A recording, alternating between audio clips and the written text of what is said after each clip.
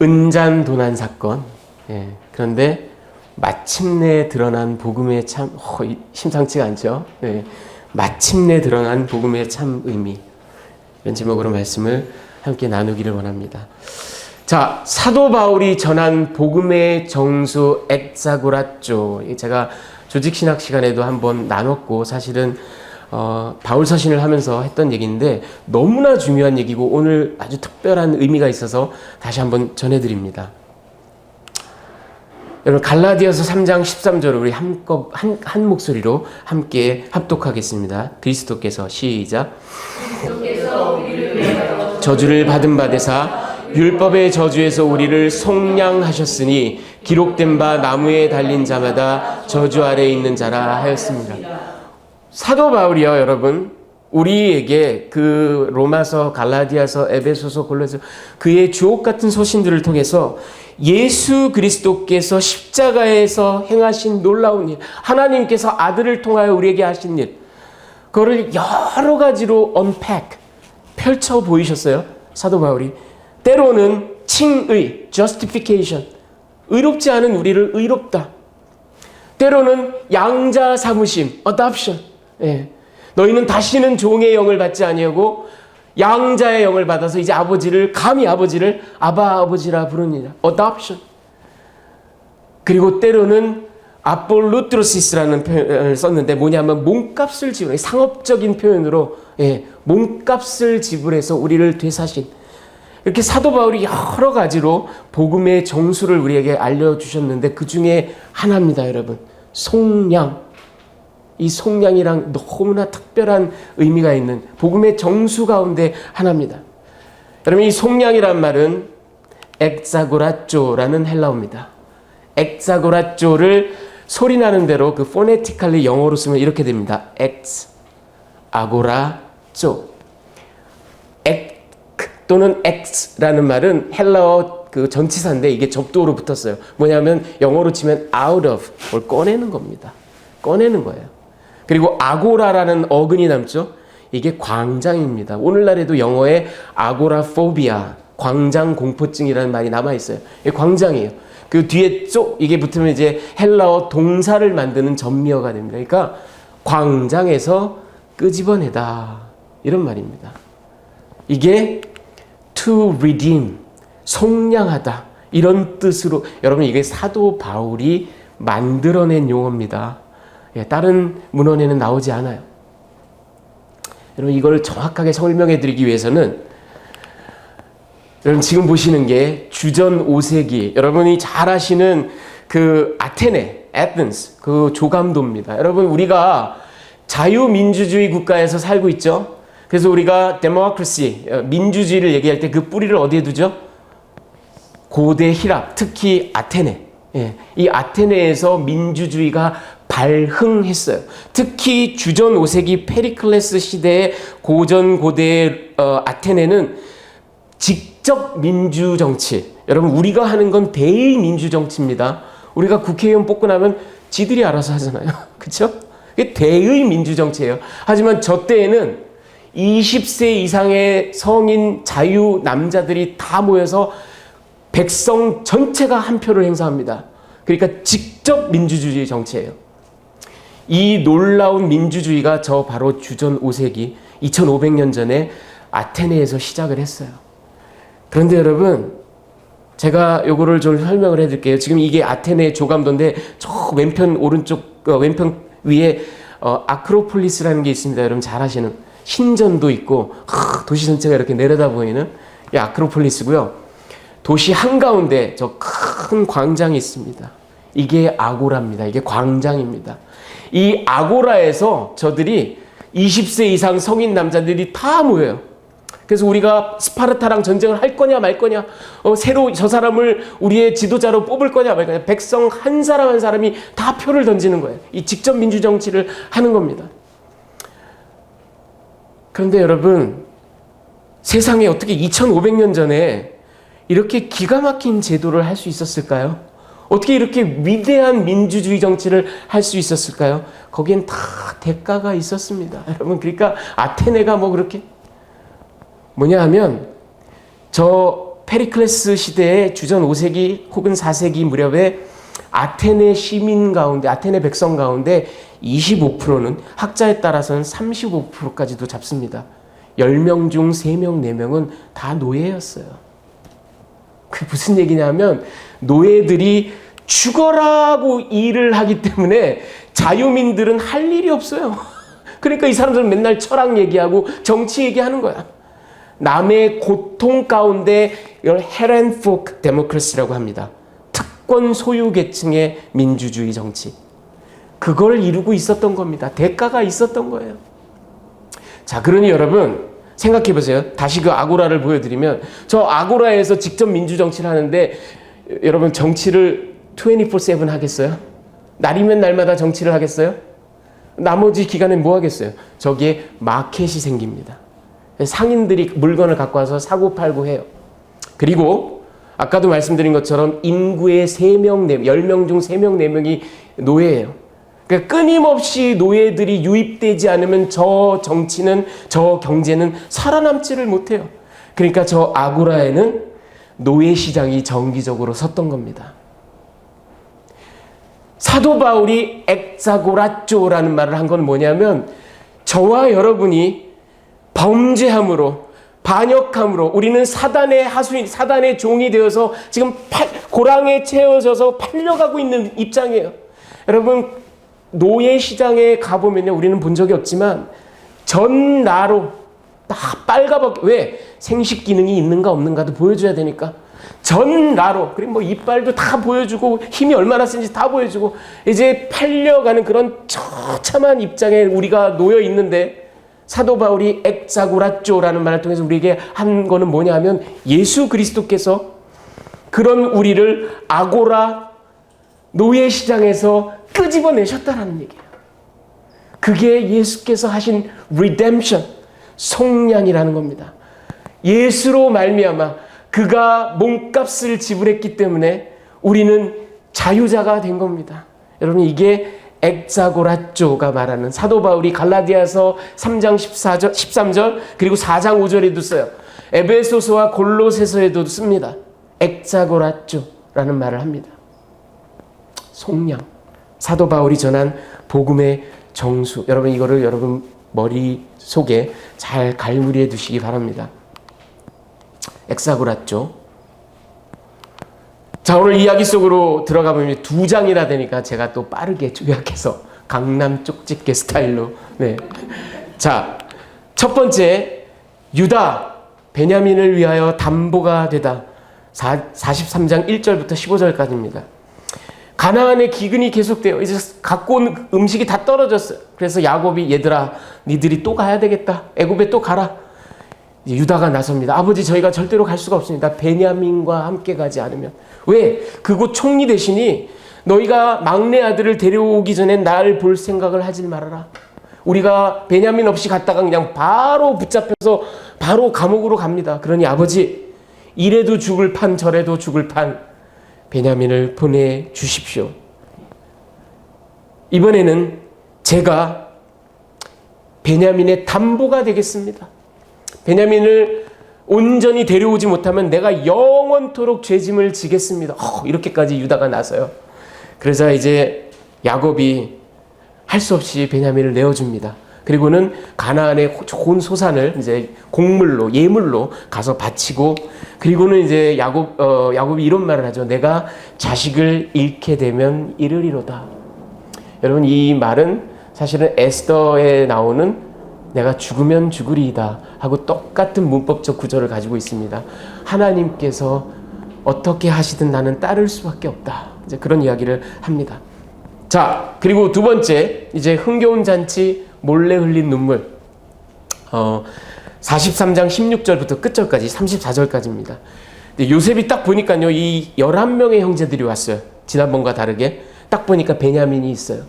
그래서 자기 청지기에게 저 형제들이 점심시간에 오후에 나랑 같이 내 집에서 연회를 할 수 있도록 짐승을 잡고 연회를 준비를 해라. 그렇게 시킵니다. 그리고 이제 형제들을 그 총리 대신에 집으로 이제 불러들이죠. 이 형제들은 근데 막 전전긍긍해. 지난번에 우리 자료에서 나온 은 때문에, 그 돈 때문에 우리가 잡히나 보다. 그래가지고 막 청지기한테 이게 그런 게 아니고요. 막 이제 변명을 늘어놓습니다. 청지기가 걱정하지 마라. 그 돈은 내가 받았다. 실제로 안 받았는데, 그렇죠? 받았다. 그건 하나님, 당신네들이 믿는 하나님이 너에게 준 선물이다. 이제 그렇게 안심을 시킵니다. 오후에 이제 요셉이 딱 와요. 요셉께 엎드려 절합니다. 또 그 꿈과 같이. 그리고 요셉이 안부를 묻습니다. 너희 연로하신 아버지는 평안하시냐? 그리고 예물도 드리고요. 그리고 요셉이 이제 저 같이 온 사람이 너희가 말하는 그 막내 아들이냐 하면서 베냐민을 또 축복합니다. 그리고 요셉이 가만 보면 요셉이 또 EQ가 장난이 아니에요. 네. 그 복받치는 감정을 어찌하지 못하여 또 방을 찾아서 혼자 가서 막 꺼이꺼이 울다가 다시 돌아옵니다. 다시 돌아와가지고 이제 연애를 쫙 베풀어요. 그리고는 베냐민 자기 동복 동생이죠. 나머지는 이복 동생이지만 형제지만 베냐민에게는 5갑절의 음식을 줍니다. 그래서 저들이 막 이렇게 흥겹게 먹고 마시죠. So far so good. 여기까지는 좋아요. 자, 근데 이제 세 번째 딱 걸렸어. 은잔도둑. 예, 베냐민. 요셉이 이제 마지막 작전을 실행합니다. 자기 청지기에게 자기가 사용하는 귀한 실버컵, 은잔, 이게 제례에도 사용하는 뭐 그런 아주 귀한 겁니다. 성물인 거죠, 말하자면. 그거를 베냐민의 자루에다 몰래 감춰둬라. 그리고 형제들이 간 다음에 청지기가 냅다 달려가서 이제 그들을 추궁하라고 시킨 겁니다. 청지기가 진짜 달려가서요. 너희가 어찌 선을 악으로 갚느냐? 그리고 이제 막 추궁을 합니다. 왜 은자를 훔쳤느냐? 뭐 이제 이러죠. 형제들이 자기네들이 훔친 적이 없으니까 자기네들이 무고함을 100% 확신하니까 무슨 말씀이십니까? 우리는 그런 적이 없습니다. 너무나 확신을 하다 보니까 우리 가운데 한 사람이라도 그 범죄자가 나오면 그 사람을 죽이십시오. 사형에 처하십시오. 그리고 우리가 연대 책임을 지겠습니다. 나머지 형제들도 전부 다 노예가 되겠습니다. 그러자 청지기가 그럴 거 없고 범인 한 사람만 노예가 되고 나머지들은 자유자니까 가라. 이렇게 해놓고서 이제 첫째 루벤부터 쫙 다 펼쳐봐요. 근데 마지막 베냐민인데 그게 딱 나오네. 왜? 당연하죠. 심어놨으니까. 형제들이 이제 죽이라 그랬는데 노예가 되겠다고 했는데 난리가 났습니다. 막 옷을 찢고 통곡하고 난리가 납니다. 딱 걸렸죠. 자, 이제 마지막으로 유다, 베냐민을 위해 대체, substitution을 자청하다. 44장 14절에서 34절 말씀입니다. 형제들이 요셉 앞에 섰어요. 유다가 대표자로 나아갑니다. 유다가 우리는 입이 100개라도 할 말이 없습니다. 유구무원입니다. 우리는 우리의 결백을 증명할 길이 없습니다. 설명할 길이 없습니다. 요셉이 너희 가운데 범죄자인 베냐민만 내가 종을 노예를 삼을 것이니 나머지는 가라. 이렇게 얘기를 합니다. 그러자 이제 유다가 나서서 긴 창세기에서 가장 긴 연설입니다. 긴 연설, 아주 감동적인 연설을 합니다. 거기에서 긴 연설을 하면서 그 연설 말미에 내가 처음 베냐민을 데리고 올 때 아버지에게 내가 퍼스널리 담보가 되겠다. 베냐민이 오지 못하면 내가 영원토록 죄짐을 지겠다. 그러니 이 아버지와 베냐민은 그 영혼이 서로 묶여 있으니 베냐민이 가지 못하면 아버지가 죽습니다. 그러니 유다가 나를 종으로 삼으소서. 베냐민이 서야 할 자리에 내가 가겠나이다. 그러니 베냐민을 보내주소서. 이런 기가 막힌 얘기를 합니다. 예, 여기서 오늘 이야기가 끝납니다. 이제 다음 주에 이제 요셉이 자기 신분을 밝히죠. 자, 여러분, 오늘 이 이야기를 가지고 제가 여러분과 두 가지 메시지를 나눌 텐데요. 그 첫 번째는 이겁니다, 여러분. 유다가 전한 복음입니다. The Gospel according to Judah. 유다가 전한 복음입니다. 여러분, 미국의 그 시인인데 아주 풍자적이고 재밌는 시를 많이 썼던 그런 사람으로 억덴 내쉬라는 사람이 있습니다. 이 억덴 내쉬가 한 말이 있어요. 한번 들어보세요. 이 세상에 행복을 누릴 길은 오직 하나뿐이다. 깨끗한 양심을 갖든지 아니면 양심이 아예 없던지. 그렇죠? 공감이 가시죠, 여러분? 양심 없는 사람들은 행복하게 잘 살아요. 네. 여러분, 우리 형제들이요, 그동안 양심 없이 살았던 것 같아요.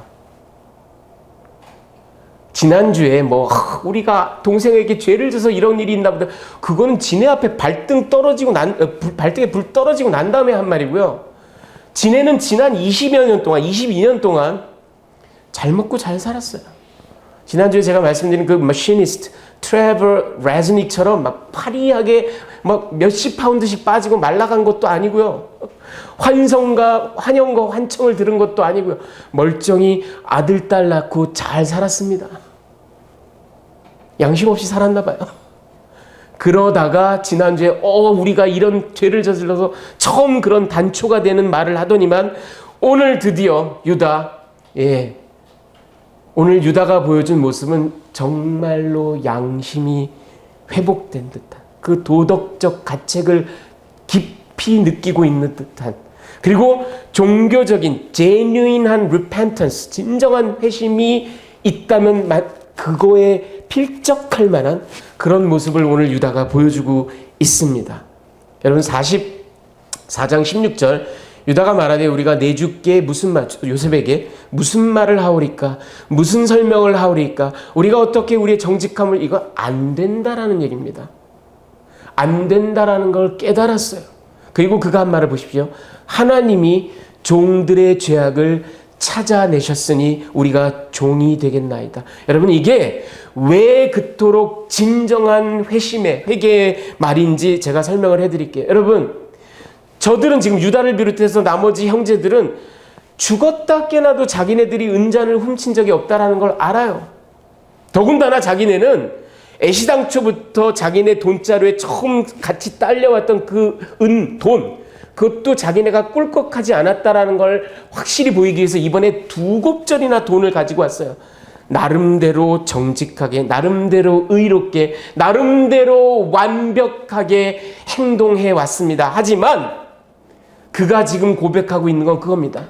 내가 지금 어떻게 살고 있든지 간에, 내가 지금 교회에서 무슨 일을 하고 있든지 간에, 내가 지금 얼마나 의롭고 올바르게 살고 있든지 간에 나라는 존재는 애시당초가 안 되는 존재다라는 걸 고백하고 있는 겁니다. 더 본원적인, 감춰져 있는 오직 하나님만이 발견하시는 그 죄악을 이제 자기 스스로 고백하는 겁니다. 하나님이 종들의 죄악을 발견하셨으니 우리가 무슨 말을 하겠습니까? 여러분, 이게 진정한 회심의 시금석입니다. 나 지금 뭐 하고 있어요? 내가 그래도 이렇게 의롭게 살았어요가 아니라 이거예요, 바로. 자, 그리고 그가 33절에 가보면 이제 기가 막힌 얘기를 합니다. 이제 주의 종으로 그 아이를 대신하여, 베냐민을 대신하여 내가 종이 될 테니까 아이를 보내주소서, 이렇게 얘기를 합니다. 여러분, 이때 대신하여 저 말이요, 타카트라는 히브리어 전치사인데요. 이게 영어로 표현하면 instead of 또는 in place of. 여러분, 이게 바로 대속, substitution, 그 이야기를 하고 있는 겁니다. 여러분, 제가 이게 왜 Gospel according to Judah 이렇게 표현을 했는지 설명을 해드리겠습니다. 여러분, 성경에는요, 이 substitutionary atonement, 대속, 대신 죄를 짊어지는 것, 또는 대리 고통, vicarious suffering, 저 사람이 잘못을 해서 서퍼링을 받아야 되는데 내가 그 자리에, 또는 내가 잘못해서 서퍼링을 받아야 되는데 내 자리에 다른 누군가가, 그래서 대리 고통, vicarious suffering이에요. 여러분, 성경은요, 창세기부터 계시록까지 이 대속과 대리 고통으로 도배를 해놨어요. 눈 뜨고 찾아보세요. 왜? 이게 하나님의 애시당초의 계획입니다. 우리를 향한 계획이에요. 성경에서 가장 중요한 테마입니다. 그리고 구속사에서 가장 본질적인 모티브예요. 그런데 지금 유다가 그거를 말하자면 희미하나마 예수께서 하실 그 대속의 역사를 희미하나마 불완전하나마 프리뷰처럼 또는 스냅샷처럼 포어테이스트로 미리 맛보는 에피타이저처럼 우리에게 살짝 보여주고 있는 겁니다. 가히 유다가 전한 복음이다라는 이름을 붙여도 손색이 없을 만큼 그런 기가 막힌 이야기를 유다가 지금 하고 있는 겁니다. 그래서 여러분 보세요. 이 대리, 고통 또는 대속이라는 게 성경에 왜 도배가 되는지 제가 설명을 해드릴게요. 창세기 22장에 보면 이삭을 제물로 바치려고 했는데 이삭을 바쳤나요? 아니요. 하나님께서 잠깐 스탑 하시고는 거기에 뿔이 걸려서 버둥대고 있는 숫양을 하나님께서 예비하셨습니다. 그리고 그 숫양이 이삭을 대신해서 번제 제물로 바쳐집니다. 그때 창세기 22장 13절에 똑같은 타카트라는 전치사가 쓰입니다. Instead of Isaac. 여러분 그리고 레위기를 보면요. 레위기를 보면 그 번제 제물, 뭐 화목 제물, 뭐 이런 것들을 바치는 규례들이 레위기 처음부터 쫙 나와요. 그때 보면 그 소를 아니면 양을 염소를 가져다가 그 위에 기도하고 죄를 전가시키고 여러분 죄 지은 백성들이 죽음을 당하나요? 아니요. 대리로 대속으로 대리 고통으로 그 소가 양이 죽습니다. 여러분 그리고 이 모든 이야기들의 절정은 결국 갈보리 십자가에서 예수께서 하신 일이 뭐예요? 우리가 그 자리에서 죽어야 되는데 우리 죄로 인하여 근데 하나님의 아들인 예수께서 그 자리를 대신 차지하십니다.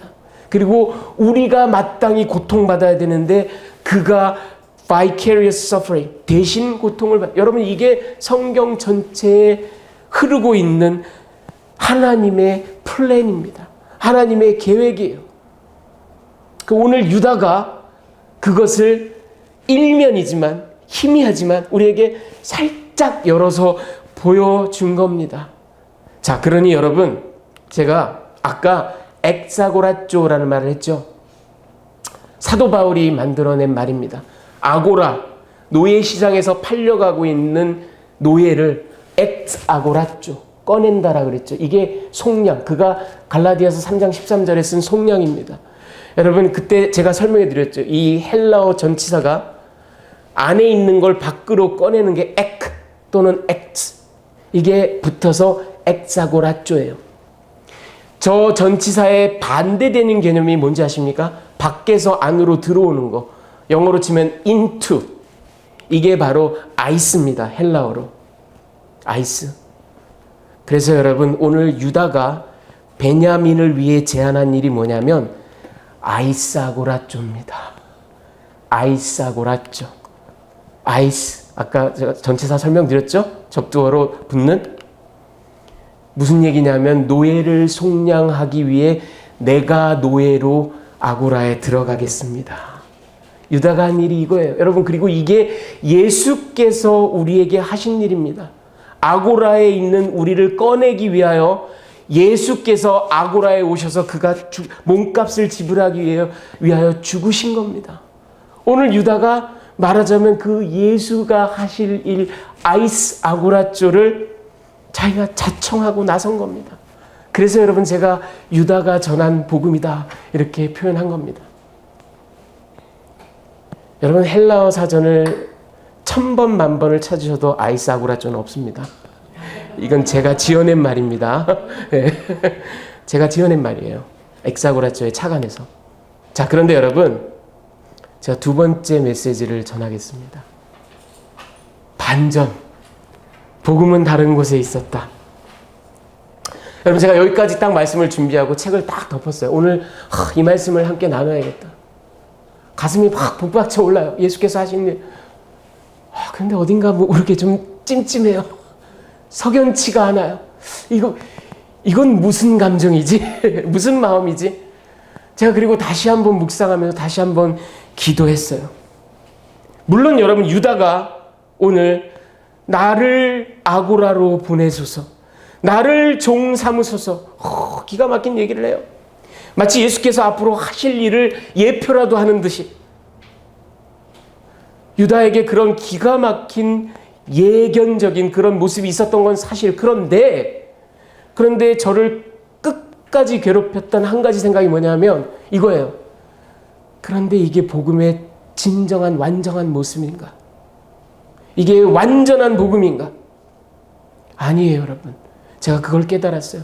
여기까지만 얘기하고 책을 덮으면 저는 여러분께 복음을 절반만 전하는 거더라고요. 그걸 깨달았어요. 그걸 지금부터 여러분과 나눠드리기를 원합니다. 자, 여러분, 아닌 게 아니라요. 금세기 최고의 석학들이, 최고의 구약 신학자들이 막 앞을 다투어서 입에 침이 마르도록 유다를 칭찬합니다. 휘튼 칼리지의 존 월튼이라는 구약학자는요, 유다는 자신을 돌보지 않고 남의 고통을 떠안았다. 이 변화는 가히 기적적이라고 할 만하다. 이렇게까지 표현합니다. 자, 여러분, Reformed Theological Seminary의 존 커리드라는 아주 탁월한 구약학자는 이렇게 얘기합니다. 성경 전체에서요, 오늘 유다가 한 스피치, 가장 감동적인 연설 가운데 하나다라고 그렇게 칭찬합니다. 비슨 세미너리에 있는 케네스 매튜스라는 구약학자는 이렇게 얘기합니다. 괄목할 만한 도덕적 변화, 유다 생애 중 최고의 도덕적 경지라고 그렇게 얘기를 합니다. 자, 끝으로 에즈베리 대학에 있는 빅터 해밀턴이라는 역시 타의 추종을 불허하는 구약학자가 뭐라고 얘기했냐면 유다는 역동적이고 영적인 대변화로 베냐민의 대속물, substitution이 되었다. 기가 막힌 이야기들 다 합니다. 제가 여태까지 첫 번째 메시지에서 여러분과 나눈 얘기들이에요. 자, 그런데 여러분, 많은 사람들이 오늘 이 창세기 43장 44장에서 유다의 모습을 통하여, 그의 연설을 통하여, 그의 그 자세를 통하여 그가 오실 예수의 모습을 보여주는 듯한 그런 모습으로 그를 칭찬하고 그에게서 중요한 복음의 단초를 찾습니다. 어느 정도 진실이에요. 그러니까 저도 첫 번째 메시지에서 여러분과 그렇게 나눴어요. 하지만 여러분, 그게 과연 다인가? 복음의 모든 홀 패키지인가? 아니에요, 여러분. 그렇지 않아요. 그렇지 않아요. 오히려 여기에서 핵심은 이겁니다, 여러분. 잘 들어보세요. 여기서 핵심은 이거예요. 유다에게 아무런 대속의 능력도 효험도 없었다라는 게 핵심입니다. 여러분, 실제로 유다의 대속이 받아들여졌습니까? 안 받아들여졌어요. 유다를 종으로 삼고 베냐민을 보내줬나요? 아니에요. 여러분, 이삭이 창세기 22장에서 실제로 바쳐졌습니까? 아니요. 순양이 바쳐졌어요. 여러분, 리브가가 자기 남편 이삭을 속이자고 아들 야곱을 꼬실 때 뭐라 그랬나요? 모든 저주는 내가 받으리라. 그러니까 너는 내 말 듣고 내가 하라는 대로 해. 여러분, 리브가가 모든 저주를 대신 받았나요? 아니에요. 그런 대속은 이루어지지 않았어요. 여러분, 레위기 16장에 보면 욤키푸르 대속죄일에 관한 이야기가 나오는데 그때 양 2마리가 이스라엘을 대신해서 저주를 받습니다. 그리고 레위기에 나오는 모든 희생제사의 이야기, 양이, 소가, 염소가 인간의 죄를 대신 짊어지고 죽습니다. 어느 누구가 인간이 대신 대속을 한 경우가 있었나요? 없어요. 짐승만 받았어요. 여러분, 성경 전체를 아무리 찾아보세요.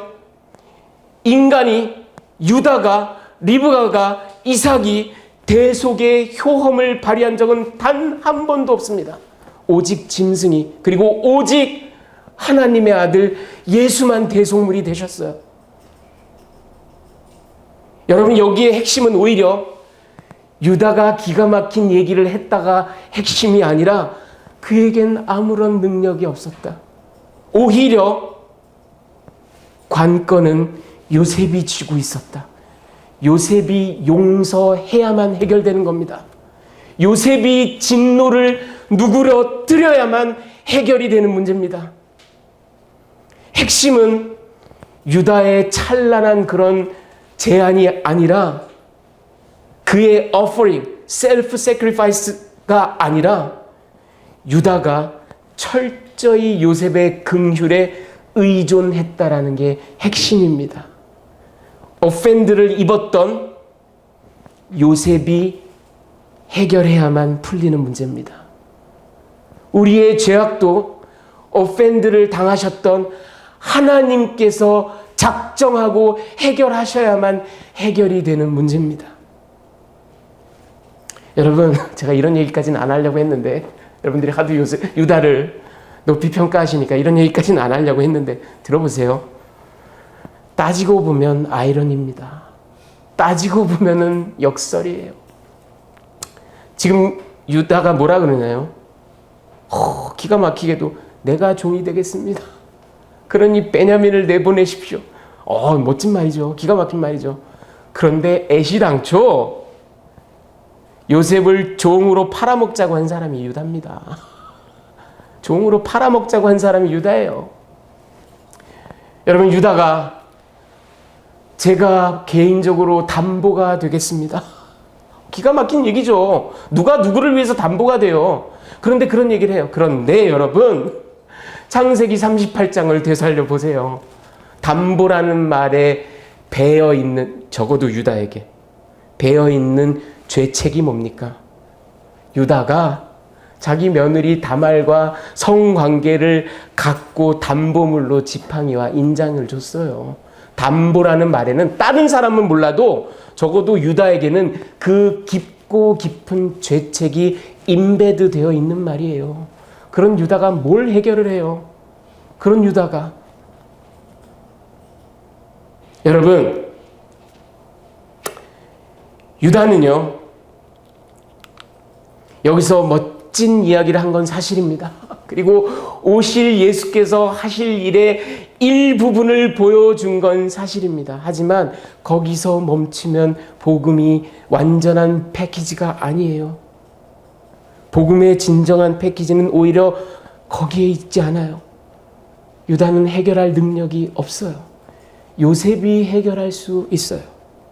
그리고 여러분, 굳이 이 장면에서, 굳이 창세기 43장, 44장에서 오실 예수의 희미한 그림자라도 보여주는 인물이 있다면 여러분 놀라지 마세요.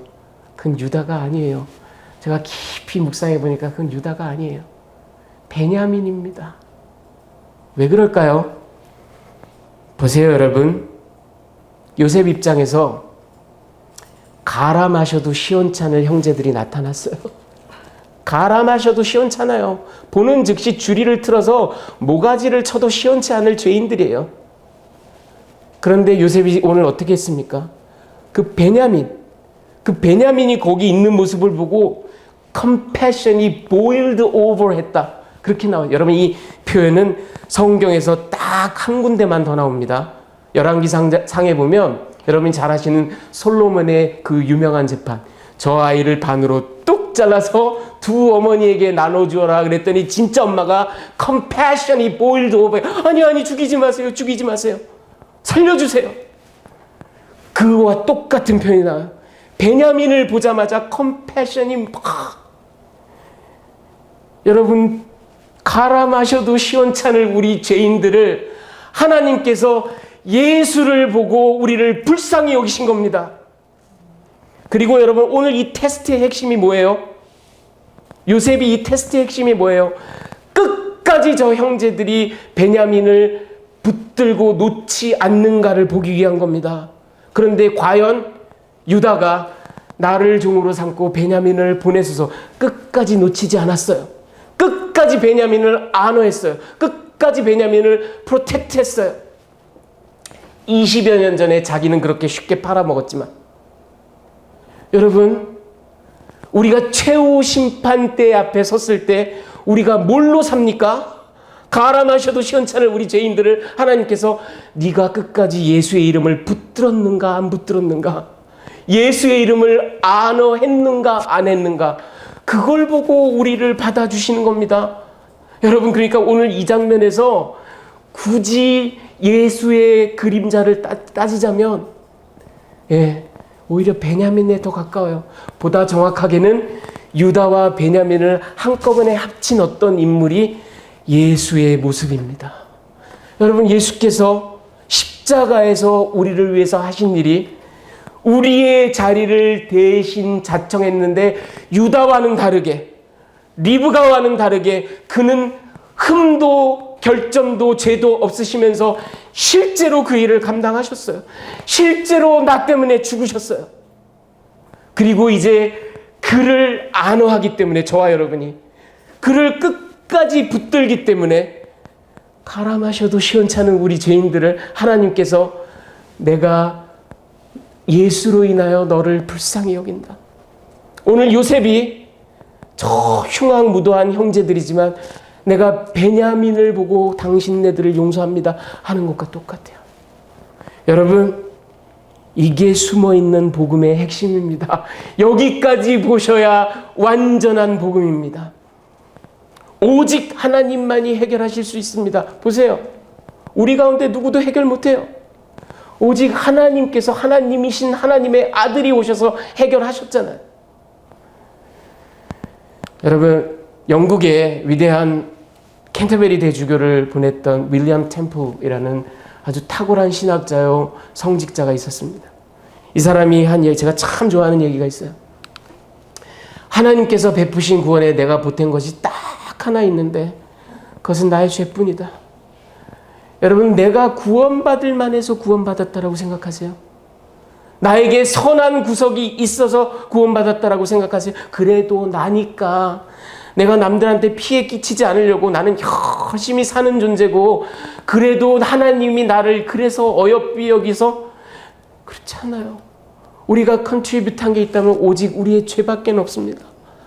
전적으로 그분이 해결하신 겁니다. 심지어는 주여 나는 죄인입니다라는 이 고백조차도 주의 성령께서 선물로 우리에게 보내주셔서 내 안에서 나를 죄인이라고 컨빅트 하셨기 때문에 죄인이라고 고백하는 겁니다. 오직 하나님께서 하신 일입니다. 여러분, 이게 구원의, 이게 복음의 진정한 모습입니다. 이게 은잔도난 사건으로 우리에게 명확하게 보여주신 하나님의 작품, 구속, 그리고 십자가, 이 놀라운 사건의 전모입니다. 할렐루야. 여러분, 주님의 이름을 찬양하십시오. 그래서 우리는 주님을 찬양합니다. 근데 이런 나를 살리셨기 때문에, 이런 나를 받으셨기 때문에.